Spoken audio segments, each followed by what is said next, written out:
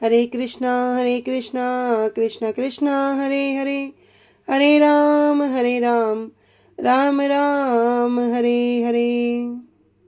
श्री गुरुदेव की अहेतुकी कृपा से हमारा जो ग्रंथ चल रहा है उसका नाम है श्री श्री चैतन्य चैतामृत।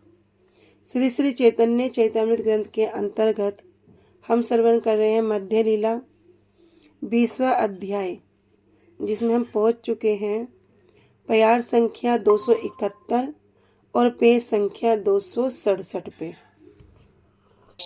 तो इसके विषय में उन्होंने बताया, तो उन्हें जीव तत्व के में बताया। अब उन्हें कृष्ण तत्व के बारे में बता रहे हैं, जिसमें का जो स्वरूप है वो 3 प्रकार से, एक तो स्वयं रूप, एक तदेत्वात्मक रूप और एक स्वांश रूप, आवेश रूप नहीं आवेश रूप। बहुत अच्छा। स्वयं रूप, तदेकात्म रूप और आवेश रूप। स्वयं रूप कितने प्रकार के थे?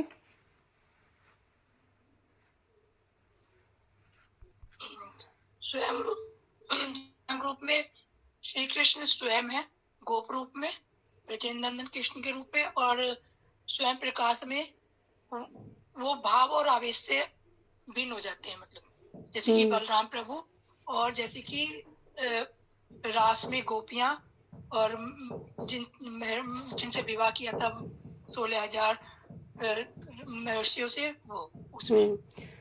ठीक है। स्वयं रूप और स्वयं प्रकाश में क्या हो गया? स्वयं रूप तो भगवान स्वयं है जो गोप बालक के रूप में है, और जो स्वयं प्रकाश में 2 प्रकार के प्रकाश श्रवण किए थे, एक स्वयं प्रकाश, एक प्राभव प्रकाश। ठीक है। तदेकात्म रूप में भी हमने 2 श्रवण किए थे, क्या थे?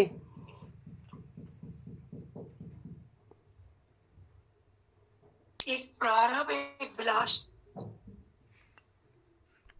एक है स्वांश और दूसरा है विलास। फिर विलास के 2 प्रकार थे, कह रहे 2 प्रकार है, एक प्रारंभ विलास, एक वैभव विलास। स्वयं रूप कौन है? इसमें भगवान स्वयं रूप भगवान श्री कृष्ण स्वयं है। हाँ, ब्रज में जो गोप मूर्ति है, में जो किसी अन्य रूप की अपेक्षा नहीं करता। हाँ ठीक है। ब्रज में जो गोप मूर्ति श्री कृष्ण है उन्हें कह रहे हैं स्वयं रूप। और स्वयं रूप की परिभाषा क्या है?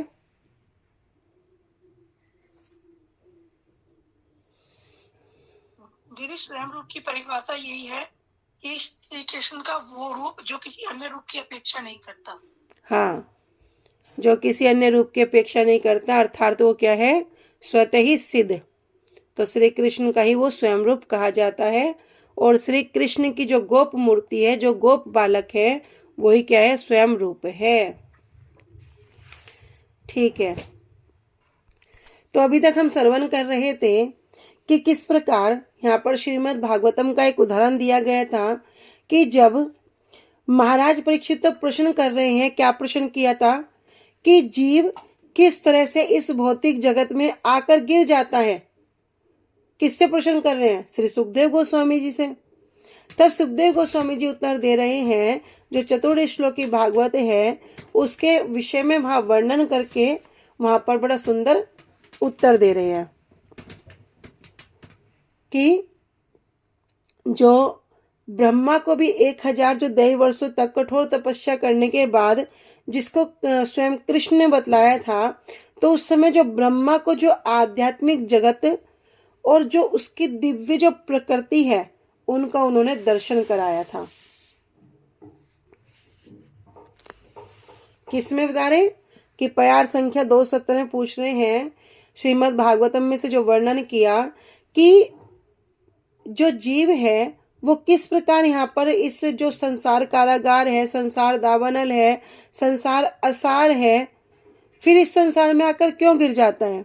क्योंकि हमारी जो भोग बुद्धि, हमारी जो अति करने की जो बुद्धि है, हम जो सोचते हैं मैं ये कर सकता हूँ, मैं वो कर सकता हूँ, ठीक है, भगवान ने कहा कि जाओ भोग करके देखो। तो उसी कारण से क्या हो गया? मनुष्य इस जन्म मरण के चक्कर में आकर गिर जाता है। जीव इस जन्म मरण के चक्कर में आकर गिर जाता है।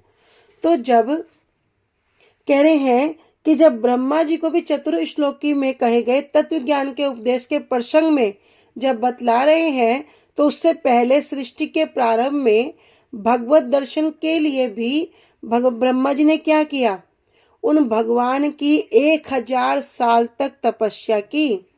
और उस तपस्या के फल से क्या हुआ, ब्रह्मा जी को जब उस वैकुंठ धाम का दर्शन हुआ। कौन सा वैकुंठ धाम? कि जिस वैकुंठ में रजोगुण, तमोगुण और जो मिश्र सत्वगुण है उसका भी कोई प्रभाव नहीं है, यहाँ तक कि काल का भी कोई प्रभाव नहीं है, और माया का भी जिस वैकुंठ में कोई प्रभाव नहीं है। तो कह रहे थे कि भैया औरों की बात तो छोड़ दो, जहाँ पर देवता और दैत्य क्या करते हैं, उनके द्वारा भगवान की पूजा होती है, वे भगवान के प्रति पूर्ण समर्पित हैं। और जहाँ पर भगवान के पार्षद जो हैं, भक्तगण जो हैं, वहाँ पर वास करते हैं। कह रहे उस वैकुंठ के दर्शन करने के लिए भी ब्रह्मा जी को 1000 वर्षों तक तपस्या करनी पड़ी। माया रे द्विवृत्ति माया आर प्रधान, माया निमित्त हेतु प्रधान विश्वेर उपादान। माया की क्या है? माया द्विवृत्ति। माया क्या है? भौतिक प्रकृति। कह रहे इस भौतिक प्रकृति की वृत्ति मतलब जो उसकी क्रियाएं हैं, 2 क्रियाएं हैं, क्या? माया और प्रधान। तो माया के 2 कार्य हो गए, एक को कह दिया माया और दूसरा को बता रहे हैं प्रधान। तो माया क्या है? माया निमित्त हेतु, माया और उसका सूचक है। और निमित्त कारण क्या है? कह रहे प्रधान और उन उपादानों, उपादान कहते हैं सामग्री को, जो जो हम सामग्री कलेक्ट करके कुछ वस्तु को बना रहे हैं। कह रहे उन उपादानों को जिनसे विराट जगत की सृष्टि होती है। कि माया की 2 प्रकार की वृत्ति है, एक माया है, दूसरी प्रधान है। माया जगत का निमित्त कारण है और प्रधान विश्व का उपादान कारण है। तो उपादान क्या है? जैसे सामग्री हम अलग अलग तरह से इकट्ठा करके, जैसे कोई कुम्हार अनेक सामग्री इकट्ठा करके जब एक सुंदर घड़ा बनाता है, उसी प्रकार का निमित्त कारण और उपादान। प्रधान से ही पुरुष माया पाने करे अवधान, प्रकृति शोभित करी करे वीर्य आधान। से ही पुरुष, से ही कौन? यहाँ पर कह रहे भगवान के लिए, कि वही पूर्ण पुरुषोत्तम भगवान माया पाने करे अवधान। अवधान करना, दृष्टिपात करना। कह रहे जब वही जो पूर्ण पुरुषोत्तम भगवान है माया पाने, माया की ओर करे अवधान, दृष्टिपात करते हैं। प्रकृति शोभित करी करे वीर्य आधान। तब क्या होता है? प्रकृति, इस भौतिक प्रकृति को क्या करते हैं? विचलित करते हैं। और करे वीर्य आधान, और वीर्य का संचार कर देते हैं, प्रविष्ट कर देते हैं। कैसे? सिर्फ दृष्टिपात करने से, इक्षण करने से क्या होगा? इस पूरी सृष्टि हो जाती है। तो जब भगवान इस भौतिक संसार की तरफ माया पर जब दृष्टि करते हैं तो वो शुद्ध हो जाती है, और उस समय क्या करते हैं? भगवान अपने जो वीर्य है उसको प्रविष्ट कर देते हैं। इसलिए भगवद गीता में भी कहते हैं कि सर्व योनिषु कौन्तेय मूर्ते संभवन्ति या तासाम ब्रह्म मध्यो निर्हम बीज प्रदम पिता। कि कह रहे हैं अर्जुन को, हे कुंती पुत्र, ये समझ लो कि भौतिक प्रकृति में सारी योनियां, जितनी भी योनियां है, 84 लाख प्रकार की जितनी भी योनियां हैं, कैसे संभव हुई है? जन्म लेने के कारण ही संभव हुई है। और मैं कौन हूं? बीज प्रदहा पिता। मैं इसको बीज देने वाला, मैं मतलब इसको उत्पन्न करने वाला पिता हूं। अर्थात मैं समस्त जीवों का मूल बीज हूं। तो श्रीमद् भागवतम में जब हम इसको श्रवण करेंगे, 14वें अध्याय का जो 4था श्लोक है, 4th श्लोक, उसमें इसकी एक्सप्लेनेशन है। आगे कह रहे हैं स्वांग विशेष भास रूपे प्रकृति स्पृशन जीव रूप बीज ताते कैला समर्पण। कह रहे स्वांग, स्वांग मतलब स्व अंग विशेष आभास रूपे, कि अपने शरीर से एक विशेष परछाई के रूप में प्रकृति स्मरण, की प्रकृति अर्थात भगवान क्या करते हैं, माया पर दृष्टिपात करते हैं। कैसे? परछाई के रूप में। जीव रूपे, और उससे क्या होगा, अंशभूत, जो भगवान का अंश है, कह रहे अंशभूत स्फुल्लिंग जैसे जीव आत्माओं के रूप में बीज ताते, उस बीज को क्या करेंगे, इस भौतिक प्रकृति में कैला समर्पण, उसको समर्पण कर देते हैं, अर्थात उसका गर्भ धारण हो जाता है। तो वे पुरुष कारणदशाई विष्णु माया के प्रति जब दृष्टिपात करके उसको शोभित करते हैं और फिर उसमें वीर्य को, जीव रूपी बीज को स्थापित करते हैं। कारणदशाई माया को साक्षात स्पर्श नहीं करते। जैसे संसार में हम देखते हैं कि क्या करते हैं, एक दूसरे का संग करते हैं, साक्षात स्पर्श करते हैं, कह रहे उस प्रकार से नहीं है। यहाँ पर जो सृष्टि हो रही है वो किस प्रकार, कह रहे देखने मात्र से, इक्षण करने मात्र से उसमें क्या करते हैं, उस बीज को स्थापित कर देते हैं। कह रहे कारणदशाई विष्णु माया को साक्षात स्पर्श नहीं करते, अपितु अपने विशेष अंग नेत्र के आभास के द्वारा, इक्षण के द्वारा ही प्रकृति का स्पर्श करते हैं। इस प्रकार वे शुद्ध प्रकृति में अपने विभिन्न अंश जीव रूपी बीज को स्थापित करते हैं। तो इसमें ब्रह्म संहिता में भी वर्णन है कि भगवान क्या कह रहे हैं,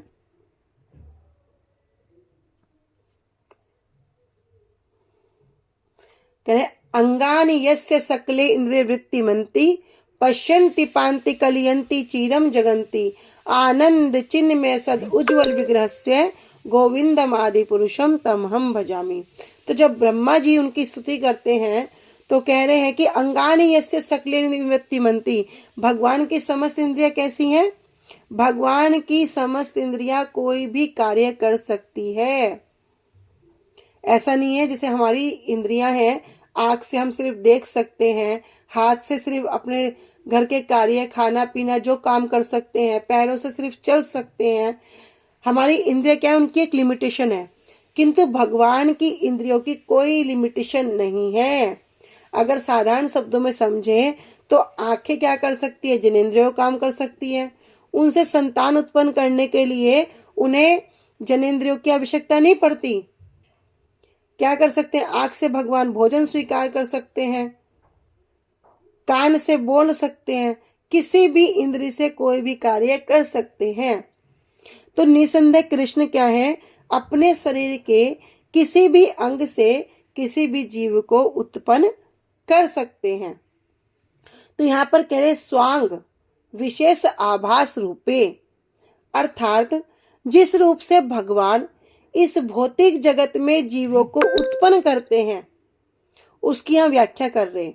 कह रहे उनका रूप कैसा है, तो ब्रह्म संहिता में कह रहे हैं कि महाविष्णु का जो एक अन्य रूप है, जिस प्रकार हम दूध और दही का उदाहरण समझते हैं, तो महाविष्णु का एक अन्य रूप क्या है, कह रहे महाविष्णु को कह रहे हैं सदाशिव। तो यहाँ पर कह रहे कि दूध और दही के उदाहरण समझेंगे कि भगवान क्या है, दूध है, और जो महाविष्णु है कैसे है, दही के समान है। कह रहे दही तो दूध ही है भाई, दही कहाँ से आई, दूध से ही आई है, किंतु फिर भी दूध नहीं है, उससे दूध नहीं बन सकता ना। इसी तरह जो सदाशिव है वो क्या कर रहे हैं, महाविष्णु जो है इस ब्रह्मांड के पिता हैं, और ये जो भौतिक प्रकृति है ये क्या है, माता है। तो जिसके माध्यम से क्या करते हैं, परमेश्वर भगवान इस भौतिक जगत में जीवों को उत्पन्न करते हैं। कि जिस तरह दूध में जामन मिलाने पर दही बनता है, उसी तरह जब भगवान भौतिक प्रकृति के स्पर्श में आते हैं तो वे अपने रूप को विस्तार करते हैं और एक साथ क्या करते हैं, असंख्य जीवों को उत्पन्न करते हैं।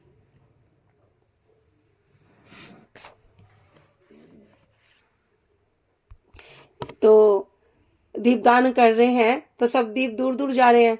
अब कृष्ण तो बड़े चतुर क्या कर रहे हैं, सबको अपने पास से पानी को उड़ा करके अपने पास से बुला रहे हैं, इधर आ जाओ इधर। मैया कह रही लाला ये क्या कर रहा है, कह रहे मैया इन सबको क्या कर रहा हूँ, अपने पास बुला रहा हूँ।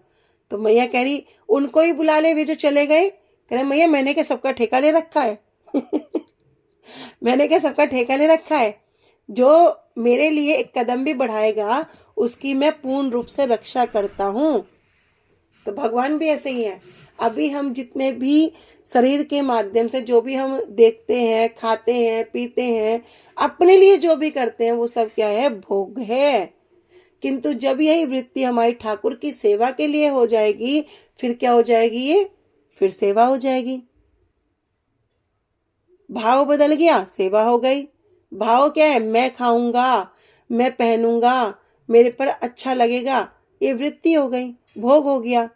लेकिन जब यही वृत्ति, जब यही क्रियाएं ठाकुर के लिए हो जाएंगी, पूर्ण रूप से समर्पण कर देंगे, तब वही सब सेवा हो जाएगी। फिर उसका आनंद हृदय से होगा। अभी कोई कितना अच्छा पहन ले, कोई कितना अच्छा खा ले, कोई किसी घर में कोई कमी ना हो, फिर भी अंदर से इतना हृदय दुखी होगा, इतना हृदय दुखी होगा, कभी कभी रोना आएगा। कोई पूछे भैया तुझे किसी ने कुछ बोला, बोलता नहीं। किसी ने कुछ मारा, कहना नहीं। किसी ने कुछ बोल दिया, अड़ोस पड़ोस ने कुछ कह दिया, किस बात को लेके परेशान है, कह रहे कुछ भी कमी नहीं है, पैसे कमी नहीं, बच्चे से कमी नहीं, घर परिवार में कमी, फिर क्यों परेशान है, कह रहे पता नहीं अंदर से परेशान हूं। क्यों परेशान है भाई अंदर से, क्योंकि जो अंदर जो वस्तु बैठी है उसके लिए क्या किया, उसके लिए कुछ करता नहीं है, तो वो ऊपर से भी खुश नहीं होता। किंतु यदि किसी के पास ऊपर से कुछ भी ना हो, बड़ी धन संपत्ति ना हो, बड़ा घर बार ना हो, लेकिन उसके अंदर से आनंद होने पर उसे ऊपर से कोई अभाव ही नहीं लगता। तो भगवान क्या है, भगवान की सेवा करने से जो आनंद प्राप्त होगा उस आनंद का कोई पार नहीं है। इसी प्रकार अगर हम भी अपनी समस्त इंद्रियों को खींच कर अभी चेष्टा पूर्वक, बल पूर्वक क्या करें, भगवान की सेवा में लगाएंगे तो कल्याण हो जाएगा। तो भगवान की तो समस्त इंद्रियां समस्त कार्य कर सकती हैं, किंतु हमें अपनी समस्त इंद्रियों खींचकर उन्हीं परम पुरुषोत्तम भगवान की सेवा में अग्रसर करना है। आगे कह रहे हैं, देवात शुभित धर्मनियाम स्वस्याम योनो परहापुमान आधत्त वीर्य सहसूत महत्तत्वम हिरण्यम। कह रहे दैवात, दैवात कह रहे देवात अर्थात जो स्मरण से परे का समय है, उस समय में सुभित धार्मियाम, सुभित होने वाली जो भौतिक प्रकृति है, जो शुद्ध है, स्वश्याम जो परम भगवान की शक्तियों में से भी एक है, योनि परहा पुमान कह रहे जिससे सभी जीवात्माएं क्या करती हैं, जन्म लेते हैं। परहापुमान, और जो परम भगवान है, क्या किया उन्होंने, आधत्त वीर्य शाश्वत महत्त्व हिरण्यम्यम। कह रहे आद्यत अर्थात उनको क्या किया, आद्यत किया, अपने वीर्य से उनको गर्भ धारण कराया, उस भौतिक प्रकृति में उसको उत्पन्न कर दिया। और विविध रूप के जो भौतिक पदार्थ हैं, उनके जो प्राकट्य का जो मूल स्रोत है वो कौन है, भगवान है। तो वे श्रेष्ठ पुरुष अनादि काल से क्या करते हैं, अपनी त्रिगुणमयी रजोगुण सतोगुण तमोगुण माया के तीनों गुणों में शोभ उत्पन्न करके प्रकृति में जीवों को स्थापित करते हैं। तब माया क्या होती है, हिरण्य महत्त्व को जन्म देती है। जब श्रीमद् भागवतम में भगवान कपिल अपनी माता को पूर्ण पुरुषोत्तम भगवान और जो भौतिक प्रकृति है इसके संबंध के विषय में बता रहे हैं। कौन बता रहे हैं, कपिल देव जी, कपिल जी, भगवान कपिल। तो ये बता रहे हैं कि पूर्ण पुरुषोत्तम भगवान किस तरह से सब जीवों के मूल कारण है और भौतिक प्रकृति के द्वारा क्या है, जो सब जीव इस भौतिक माया के द्वारा, प्रकृति के द्वारा बद्ध है। ऐसी भौतिक सृष्टि के 28 तत्वों के भी जो ऊपर जो समस्त कारण है, जो सभी कारणों के भी जो कारण है, वे कौन है, भगवान है।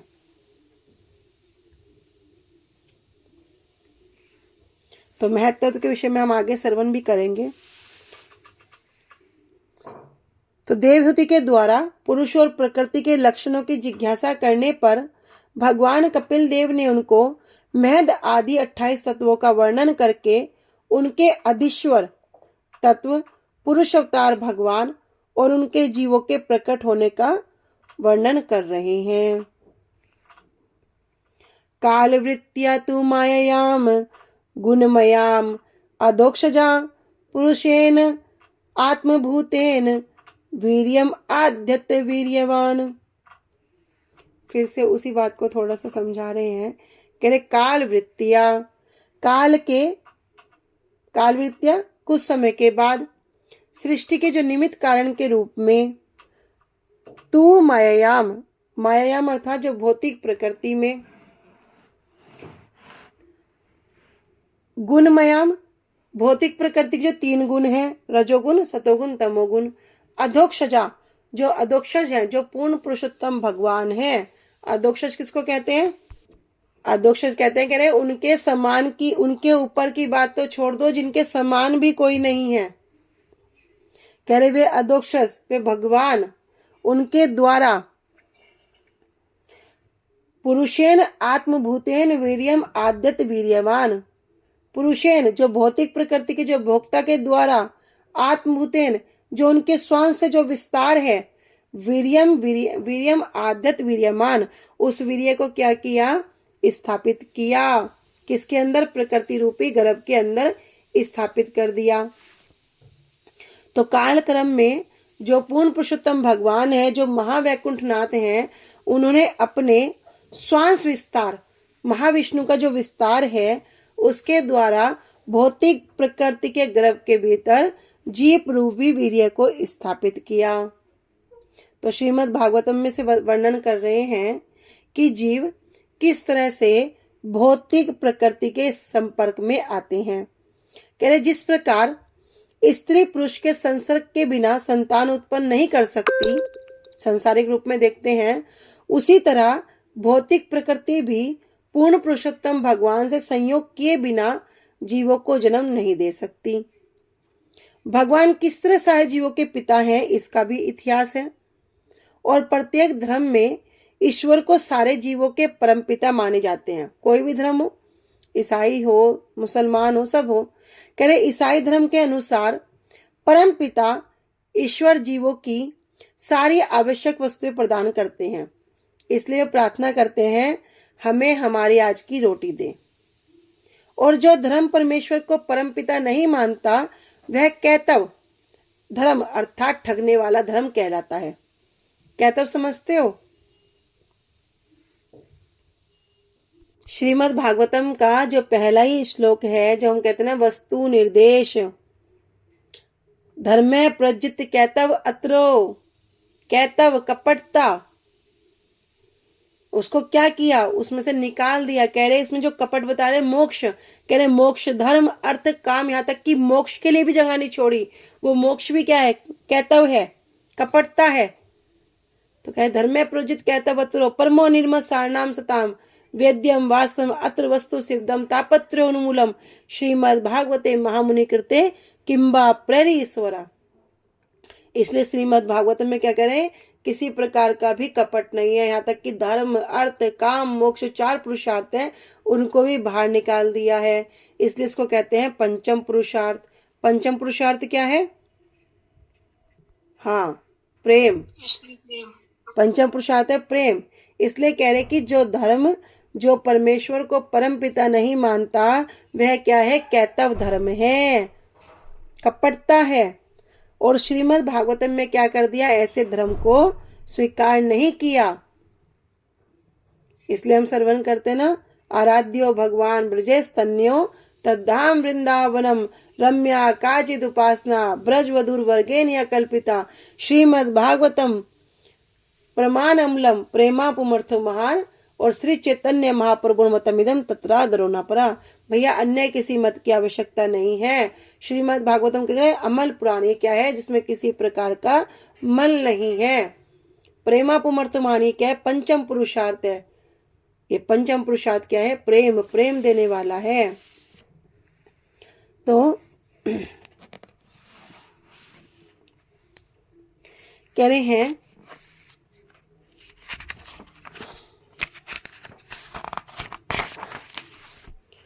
कि महात्मा विदुर के द्वारा श्री मैत्रेय ऋषि के श्री हरि के पुरुष अवतार लीला कथा की जिज्ञासा करने पर श्री मैत्रेय ऋषि पुरुष अवतार की माया के द्वारा विश्व की सृष्टि करने का वर्णन करने के बाद उनसे जीव सर्ग के उत्पन्न होने का वर्णन कर रहे हैं। ठीक है, आज हम यहीं तक रखेंगे, आगे कल करेंगे और कल अलग अलग विषय के विषय में भी श्रवण करेंगे। ठीक है। वांछा कल्पतरुभ्यश्च कृपा सिंधुभ्य एव च पतितानां पावनेभ्यो वैष्णवेभ्यो नमो नमः। श्री गुरुदेव की जय। अनंत कोटि वैष्णव वृंद की जय। निताई गौर प्रेमानंदे हरि हरि बोल। हरि हरि बोल, हरि हरि बोल। हरे कृष्णा। सभी को दंडवत प्रणाम।